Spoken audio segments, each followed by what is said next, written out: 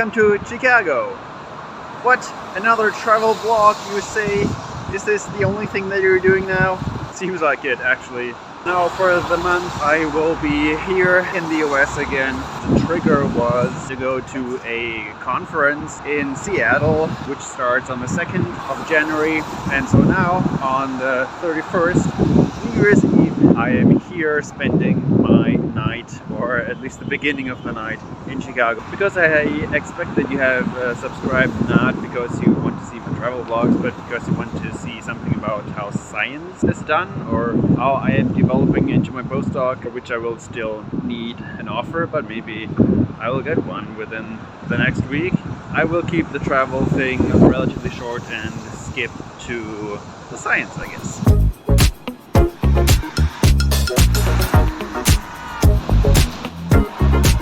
I still vividly remember the Sears Tower from the old science books for kids that I devoured. And now I'm here. Though it doesn't even look that tall, to be honest. I love skyscrapers and being or walking underneath them. Petty men. Coming up from the train or the light rail or whatever and seeing the trees that are full with Christmas lights and looking up to the skyscrapers really reminded me of New York when I was there.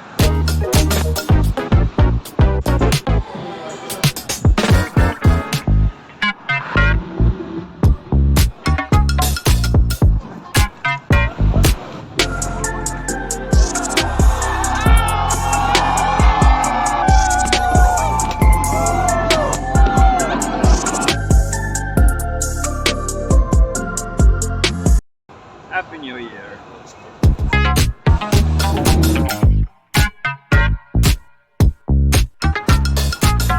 It's exactly 7 AM on January the 3rd, the first proper day of the conference. Yesterday I decided not to go because there was only a reception and a few workshops that I didn't sign up for. It is a 40-minute bus ride there, which I don't know, kind of glossed over when booking this Airbnb, which was by far the cheapest option. Oh, it's so foggy, oh my gosh.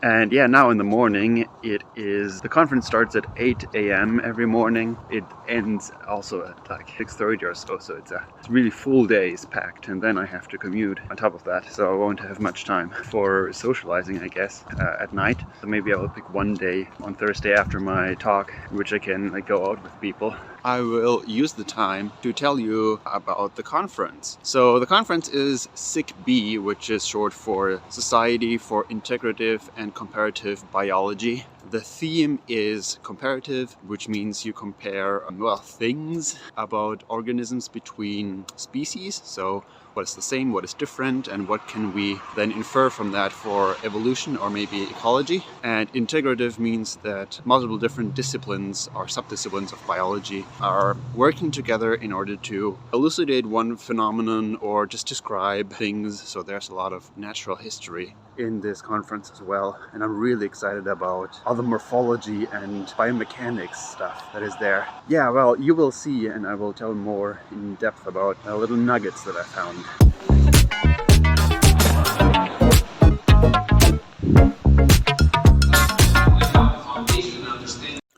Some snakes glide through the air from one tree to another, and some of those jump small distances while others don't. What about Hetula? So Hetula is the Asian vine snake, and you can see it reaching there and giving a little bit of a lunge. With our setup, though, we can track the body as well as simultaneously show forces on each of the pegs. So if I pull up this little animation, now we can visualize the force output by the snake. So the snake's body is trapped in black. I forgot to make notes on this talk, but this is a really nice video of a flying bat. And this also highlights that this bat was doing a great job because we give them nectar as a reward during wind tunnel training, so he was full of nectar. He's forming knots to boas and marine snakes at the meter scale, and if you include ribbon worms, you can actually go to 10-meter scale. So you may have seen a viral video of these black worms. They make these blobs by forming knots with themselves and with each other. Here they explained how the formation and untangling works. Preserves the tangle and low gamma dynamics melts this tangle.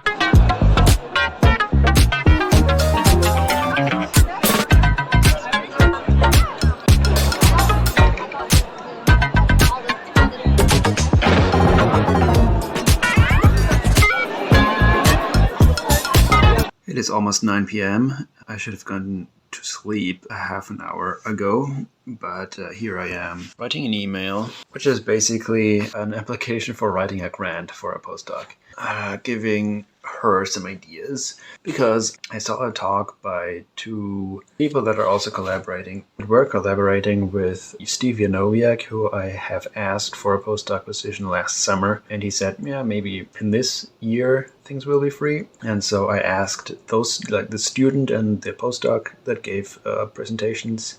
To test for locomotion, I use the same 3 substrates in dowel form. Ants walk slower on wet surfaces and adjust their gait to it. Challenge the locomotion of tropical crucial ants. And finally, the rod was soaked in a bucket for 3 hours. About their experience and stuff, and they say they are being advised by Alyssa Stark, who I am writing this to, and she's a early career researcher, so she just got her professorship, and she said, I have only a tiny bit of money, but we can write a grant together, and so yeah, it's the same deal as with everyone. Well, but it would be really cool because it would be on canopy ants, and I'm really rambling now. Soon I will also have to write Steve again, whether he now actually has money or when I would be able to start, in order to bridge those 6, 7, maybe more months until I would be able to start a postdoc with the grants that I am probably not going to get. Otherwise, very, very cool to talk with her, to also talk with Sarah again. Hawkmoth caterpillars can be green, black, or anything in between. What makes them black and what benefits it might give them is not really clear yet. But one thing is sure, it is complicated. But what you might notice is that on the low tyrosine diet, they have a generally lowered immune response. So what I showed you today is that melanin production can be costly. On these high tyrosine diets we found evidence of a trade-off. But on these low tyrosine diets, the immune response was limited kind of regardless of pigmentation. That was a cool day. Very, very interesting talks the whole day. I should have gone to this meeting in years before already, but now it is to sleep because tomorrow morning I will have to give my presentation.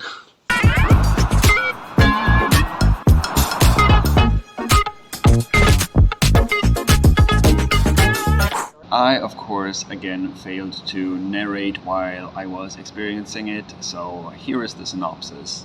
On the second day, I again woke up fairly early, like 5:30, and well, that gave me a lot of time to go through the presentation again, and that went really well. The room was packed, which I was very happy about. I could, for the first time, I think, focus a lot more on intonation, so making myself sound like I am really fascinated by what I'm talking about, which I still actually am, and emphasizing the important parts. This is one of my biggest problems when giving presentations, and also while recording my thoughts for these vlogs, actually. And I consequently also got a lot of positive feedback. This time, relatively speaking, yeah, it was a lot. People coming up to me. One highlight was that in the coffee break, which was right after my talk, a professor and her undergrad came up to me and said, "Hey, we really want to talk to you." And I'm like, me?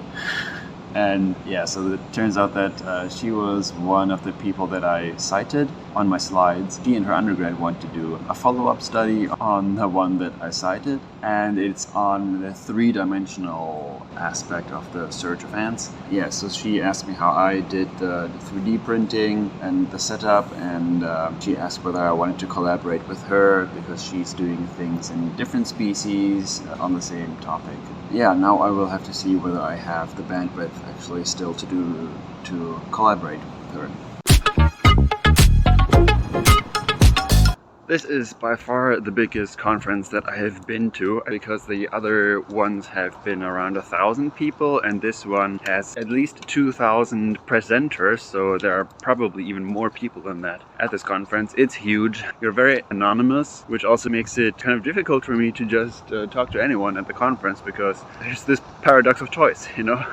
With the smaller ones, you basically know anyone who you talk to is going to have something in common with you. But of course, in this huge crowd, there are also small groups forming of people that are interested in the same thing. So you actually see the same people again and again in the same talks that you go to, or poster sessions and stuff like that.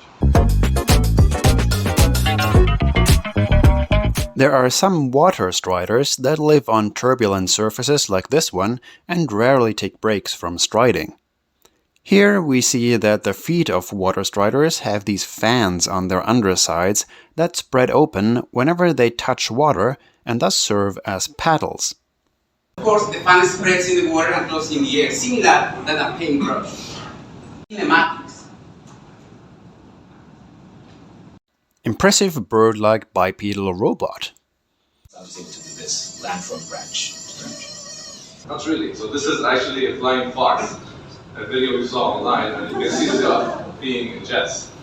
And when it ends, there you go.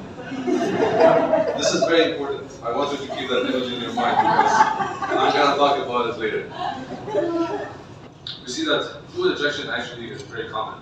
And then once that pressure exceeds the material properties of these spores, it kind of ruptures and then ejects the spores in a jet-like form. And the spore is ejecting in this case at 20,000 Gs of acceleration. If you're too small, surface tension is very bad for you. So some certain organisms develop a secondary mechanism. Is in the direction of the animal motion, which is left to, or right to left in this case. And also you could see this, that this strategy is used across a lot of developmental stages as well.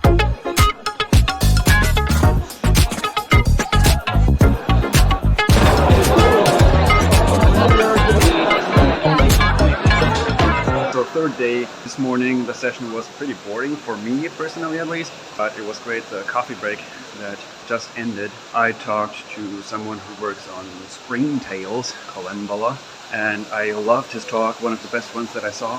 Ant coming in, trying to attack this little springtail that we have right here. The springtail senses it and then leaps out of the way before the strap-dry ant can get too close. But they also use it for locomotion. I had like an hour-long chat with him. I asked him everything about Collembola that I wanted to know. I will actually look into maybe doing something like a collaboration or doing even a postdoc working on the behavior of springtails. Like, since you've seen insects coming to fire, people have asked this question and they've said, what causes insects to aggregate at light? We gave them different lights. So we had lights pointing downwards, upwards, bulbs, and then we filmed them in high-speed synced footage with IR lights. With a little bit of MATLAB jiggle, we were able to get their 3D trajectories. And one of the premises they have is that the sky is always brighter than the ground. So, to avoid crashing into the ground, they should fly towards the brightness.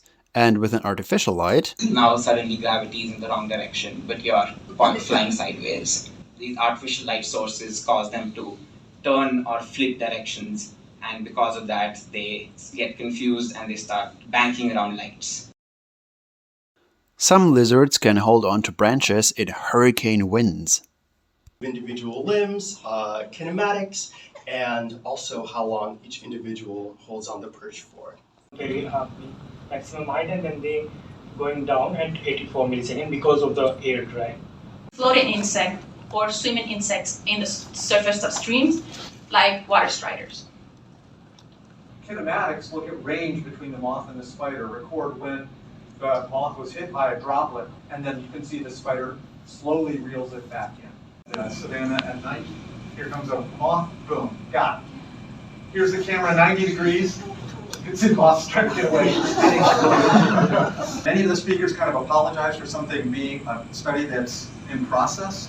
I'm not going to apologize, and I'm going to say that's a feature of this society, is that you come and talk to each other when we're working on stuff. The gathering before dinner.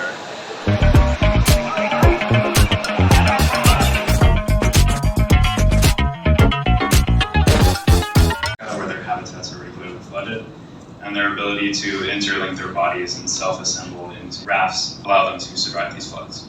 They obtain the same access to the food to consume it, but they don't need to fill the entire dish. They can either see the water and turn around like this ant trapped in pink. It knows the food is there, but it doesn't want to get in the water, and as they're turning around. And then the ant trapped in blue, it's now at the tip of the bridge, and it's becoming entangled and other ants are walking on top of it now. So it's incrementally lengthening the bridge. Is that if you want to experience mechanical assault on an individual basis, you're going to experience on a greater level, right? But as soon as you become part of the group, that load and list of dry facts and figures and statistics. They want a story. They want a narrative. They want a personal connection. They want a hero to root for. And closing banquet. Yeah, on the dinner yesterday, there was no DJ this time. I was fine with that. I had a great conversation with a German scientist who was living in Australia, and so we were talking a lot about that. Since I also would like to go to Australia, there are a grant to go there, which I'm not going to get. I also talked with a South African who is studying the biomechanics of cheetah running, and currently like how their tails are spinning when they are making turns. Key observations that we might want to make here. We then see his tail, which is held in an extended position approximately perpendicular to the roll axis of his body, will then follow by rolling also in a clockwise direction. Some of these falls might look quite dramatic here, but yeah, then it also turned out that she is a raver like myself. We talked about that kind of stuff. She had with her like these flow contact acrylic balls. I never did that, so I tried that for a little bit. Good end to a really, really great conference. It has become my favorite conference, and I'm looking forward to the next conference that I will go, because I really like them. Anyway, that's it from Seattle, I guess, and the next video will be probably from Tucson already, where I will be working on the thing, the 3-dimensional search arena thing with ants, and I will continue working on the model and hopefully, getting out my last chapter paper for submission.